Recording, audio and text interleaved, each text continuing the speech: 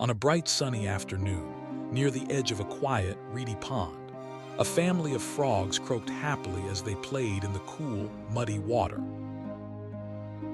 An enormous ox had come to drink from the pond. With his huge, heavy hooves, he stomped into the water. But in that moment of carelessness, he stepped on a tiny young frog, pressing him deep into the mud. The poor little frog was gone. A little while later, the oldest frog, wise but proud, noticed something was wrong. She looked around and croaked, "Where is your little brother?" The other young frogs, still trembling, cried out, "A gigantic monster came. He had huge feet and he crushed our brother." The old frog narrowed her eyes. "A monster, you say? Was he as big as this?"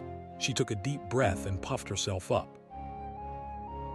The young frogs shook their heads. "Oh no, he was much bigger."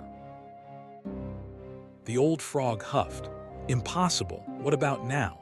She puffed up even more, stretching her green belly as far as it could go. "Bigger," they cried.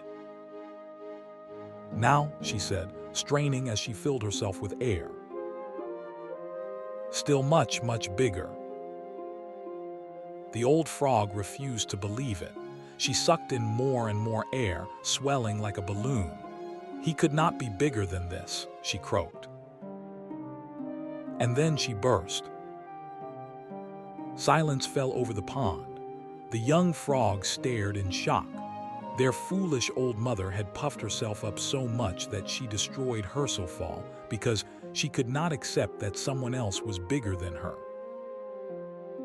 The lesson here is simple. Pride can be dangerous. When we try too hard to be something we are not, just to impress others, we may end up hurting ourselves. It is better to accept our limits rather than destroy ourselves trying to prove something that isn't true.